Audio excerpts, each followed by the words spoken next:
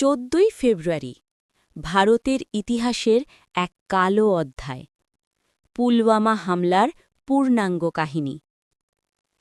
14ই ফেব্রুয়ারি তারিখটি ক্যালেন্ডারের পাতায় এলে বিশ্বজুড়ে তরুণ তরুণীদের মনে ভেসে ওঠে ভালোবাসার রং, গোলাপ ফুল আর ভ্যালেন্টাইন্স ডের উৎসব।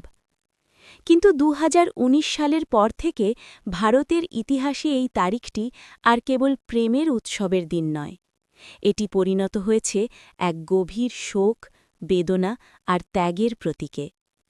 ভারতের প্রতিটি দেশপ্রেমিক নাগরিকের কাছে এই দিনটি ব্ল্যাক ডে বা কালো দিবস। এই দিনেই জম্মু ও কাশ্মীরের পুলওয়ামায় ঘটেছিল ইতিহাসের অন্যতম জঘন্য জঙ্গি হামলা, যেখানে নিজেদের প্রাণ বিসর্জন দিয়েছিলেন ভারতের সেন্ট্রাল রিজার্ভ পুলিশ ফোর্সের সিআরপিএফের 40 জন বীর জওয়ান। নিচে এই ঘটনার প্রেক্ষাপট, সেই অভিশপ্ত দুপুরের ঘটনাপ্রবাহ এবং পরবর্তী পরিণতির বিস্তারিত কাহিনী তুলে ধরা হল। অধ্যায় 1। ঘটনার প্রেক্ষাপট ও সেই সকাল।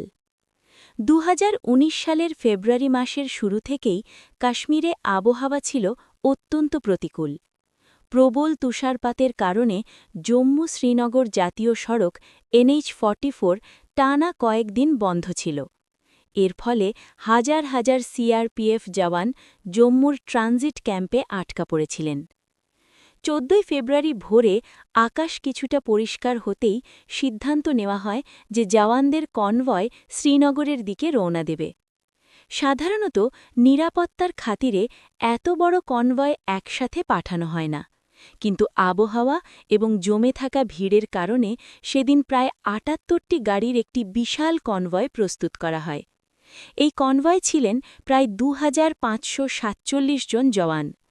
তাদের অনেকেই ছুটি কাটিয়ে বাড়ি থেকে ফিরছিলেন, কেউ বা নতুন পোস্টিংয়ে যোগ দিতে যাচ্ছিলেন। কারও ব্যাগে ছিল মায়ের হাতের তৈরি খাবার, কারও চোখে ছিল সদ্য বিবাহিত স্ত্রীর বিদায়বেলার অশ্রু, আবার কারও মনে ছিল সন্তানের আধো আধো বুলি। ভোর ৩:৩০ জম্মু থেকে এই কনভয় যাত্রা শুরু করে। গন্তব্য ছিল শ্রীনগর। কিন্তু নিয়তির পরিহাসে তাদের অনেকেই আর গন্তব্যে পৌঁছতে পারেননি। অধ্যায় 2। সেই অভিশপ্ত দুপুর 3:15। জম্মু থেকে শ্রীনগরের দূরত্ব প্রায় 300 কিলোমিটার। পাহাড়ি রাস্তা, আঁকাবাঁকা পথ। কড়া নিরাপত্তার মধ্যে দিয়েই কনভয় এগিয়ে যাচ্ছিল। রাস্তার মোড়ে মোড়ে ছিল রোড ওপেনিং পার্টি, আরওপি, যারা কনভয় যাওয়ার আগে রাস্তা নিরাপদ কিনা তা নিশ্চিত করে। দুপুরের দিকে কনভয়টি যখন জম্মু ও কাশ্মীরের পুলওয়ামা জেলার অবন্তিপোরার লেথপোরা নামক স্থানে পৌঁছায়, তখন ঘড়িতে সময় বিকেল 3:15। এলাকাটি মহাসড়কের ওপর হলেও চারপাশ ছিল বেশ জনাকীর্ণ। ঠিক সেই মুহূর্তে একটি মাহিন্দ্রা স্করপিও গাড়ি, যাতে প্রায় 300 কিলোগ্রাম উচ্চ ক্ষমতা সম্পন্ন বিস্ফোরক RDX এবং অ্যামোনিয়াম নাইট্রেট বোঝাই করা ছিল, কনভয়ের মাঝখানে ঝুঁকে পড়ে। সাধারণত সেনা কনভয় চলাকালীন সাধারণ যানের প্রবেশ নিষিদ্ধ থাকে, কিন্তু ওই গাড়িটি কোনোভাবে নিরাপত্তা বেষ্টনী ভেদ করে অথবা পাশ থেকে আচমকা এসে কনভয়ের ৭৬তম ব্যাটালিয়নের একটি বাসের বাঁ দিকে সজোরে ধাক্কা মারে। বাসটিতে ছিলেন ৩৯-৪০ জন জওয়ান। ধাক্কা লাগার সাথে সাথেই ঘটে এক প্রলয়ঙ্করী বিস্ফোরণ। অধ্যায় 3। ধ্বংসলীলার দৃশ্য। বিস্ফোরণের তীব্রতা এতটাই ভয়াবহ ছিল যে ৭৬তম ব্যাটালিয়নের বাসটি মুহূর্তের মধ্যে লোহার টুকরোয় পরিণত হয়। বিস্ফোরণের শব্দ শোনা গিয়েছিল ১০-১২ কিলোমিটার দূর পর্যন্ত। আশেপাশের ঘরবাড়ির জানালার কাঁচ ভেঙে চুরমার হয়ে যায়। ঘটনাস্থলের দৃশ্য ছিল নরকতুল্য। রাস্তার ওপর ছড়িয়ে ছিটিয়ে ছিল জওয়ানদের ছিন্ন ভিন্ন দেহাবশেষ। রক্তে লাল হয়ে গিয়েছিল কাশ্মীরের সাদা বরফ আর কালো পিচ ঢালা রাস্তা। যে জওয়ানরা এক মুহূর্ত আগেও হাসি খুশি গল্প করছিলেন, পরের মুহূর্তেই তারা আর নেই। বিস্ফোরণের পরপরই জঙ্গিরা কনভয়ের ওপর গুলি চালাতে শুরু করে, যাতে কেউ বেঁচে থাকলে তাকেও শেষ করা যায়। তবে কনভয়ের বাকি জওয়ানরা দ্রুত পজিশন নিয়ে পাল্টা গুলি চালালে জঙ্গিরা পালিয়ে যায়।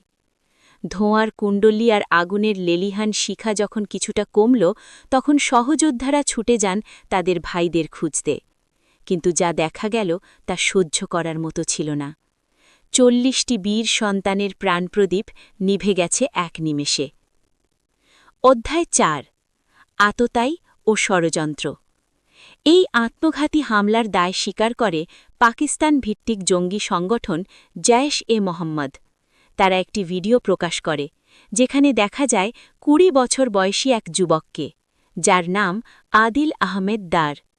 ভিডিওতে সে নিজেকে জৈশ-এ-মোহাম্মদের সদস্য বলে দাবি করে এবং এই হামলার হুমকি দেয়। আদিল আহমেদ দার ছিল পুলওয়ামারই কাকাপোড়া এলাকার স্থানীয় বাসিন্দা।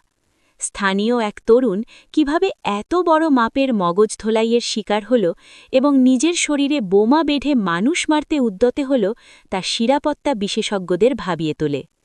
তদন্তে জানা যায়, পাকিস্তান থেকে আসা নির্দেশ এবং বিস্ফোরক ব্যবহার করেই এই হামলা পরিকল্পনা করা হয়েছিল। অধ্যায় ৫। শোকে স্তব্ধ ভারত। এই খবর ছড়িয়ে যাবার সাথে সাথে গোটা ভারত স্তব্ধ হয়ে যায়। ১৪ই ফেব্রুয়ারি যেখানে ভালোবাসার রঙে রঙিন হওয়ার কথা, সেখানে নেমে আসে শোকের কালো ছায়া। সোশ্যাল মিডিয়া থেকে শুরু করে চায়ের দোকান পর্যন্ত সর্বত্র কেবল একটাই আলোচনা, একটাই হাহাকার। শহীদদের কফিন যখন তাদের নিজ নিজ গ্রামে পৌঁছায়, তখন এক হৃদয় বিদারক দৃশ্যের অবতারণা হয়। বিহারের সঞ্জয় সিনহা, পশ্চিমবঙ্গের বাবলু সাতরা, উত্তরপ্রদেশের প্রদীপ কুমার, এমন ৪০টি নাম ইতিহাসের পাতায় খোদাই হয়ে যায়। পশ্চিমবঙ্গের হাওড়ার বাবলু সাঁতরার কথা বিশেষভাবে উল্লেখযোগ্য। তিনি যখন শেষবার বাড়িতে কথা বলেছিলেন, তখন বলেছিলেন খুব তাড়াতাড়ি ফিরবেন। তিনি ফিরেছিলেন, কিন্তু কফিনে মরা অবস্থায়। তার স্ত্রী ও ছোট্ট মেয়ের কান্না গোটা বাংলাকে কাঁদিয়েছিল। একইভাবে প্রতিটি শহীদের পরিবারে নেমে এসেছিল অমানিসার অন্ধকার। অধ্যায় ৬। ক্রোধ এবং প্রতিজ্ঞা। শোক খুব দ্রুত ক্রোধে পরিণত হয়। ভারতের প্রধানমন্ত্রী নরেন্দ্র মোদী জাতির উদ্দেশ্যে ভাষণে বলেন, আমি দেশবাসীকে আশ্বস্ত করছি, যারা এই হামলা চালিয়েছে এবং যারা তাদের মদত দিয়েছে, তাদের খুব বড় মূল্য চোকাতে হবে। সেনাবাহিনীকে পূর্ণ স্বাধীনতা দেওয়া হল। কখন, কোথায় এবং কিভাবে এর জবাব দেওয়া হবে তা তারাই ঠিক করবে। সারা দেশে মোমবাতি মিছিল বের হয়। মানুষ রাস্তায় নেমে আসে। একটাই দাবি, প্রতিশোধ। পাকিস্তান এই ঘটনার দায় স্বীকার না করলেও ভারত তথ্য দিয়ে বিশ্ববাসীর কাছে পাকিস্তানের মুখোশ খুলে দেয়। আন্তর্জাতিক মহলও এই জঘন্যতম হামলার তীব্র নিন্দা করে। অধ্যায় ৭। প্রত্যাঘাত, বালাকোট এয়ার স্ট্রাইক। পুলওয়ামা হামলার ঠিক ১২ দিন পর ২৬শে ফেব্রুয়ারি ২০১৯। রাত তখন ৩:৩০। ভারতবাসী যখন গভীর ঘুমে, তখন ভারতীয় বিমানবাহিনী এক দুঃসাহসিক অভিযান চালায়। ভারতের ১২টি মিরাজ ২০০০ যুদ্ধবিমান নিয়ন্ত্রণ রেখা অতিক্রম করে পাকিস্তানের ভূখণ্ডে প্রবেশ করে। তাদের লক্ষ্য ছিল পাকিস্তানের বালাকোটে অবস্থিত জৈশ-এ-মোহাম্মদের সবথেকে বড় জঙ্গি প্রশিক্ষণ শিবির। গোয়েন্দা সূত্রে খবর ছিল, পুলওয়ামা হামলার পর জঙ্গিরা নিরাপদ মনে করে সেখানে আশ্রয় নিয়েছে। ভারতীয় বিমানবাহিনী নির্ভুল নিশানায় স্পাইস ২০০০ বোমা নিক্ষেপ করে জঙ্গি ঘাঁটিটি ধূলিসাৎ করে। এই অভিযানের নাম দেওয়া হয়েছিল অপারেশন বন্দর। সকালে যখন ভারতবাসী ঘুম থেকে ওঠে, তখন তারা জানতে পারে যে পুলওয়ামার শহীদদের রক্তের বদলা নেওয়া হয়েছে। যদিও পাকিস্তান ক্ষয়ক্ষতির কথা অস্বীকার করার চেষ্টা করলেও উপগ্রহ চিত্র এবং আন্তর্জাতিক রিপোর্ট নিশ্চিত করে যে সেখানে বড়সড় আঘাত হানা হয়েছে। অধ্যায় ৮। অভিনন্দন বর্ধমান এবং পরবর্তী ঘটনা। বালাকোট হামলার পরদিন ২৭শে ফেব্রুয়ারি পাকিস্তান বিমানবাহিনী ভারতের আকাশসীমা অতিক্রম করার চেষ্টা করে।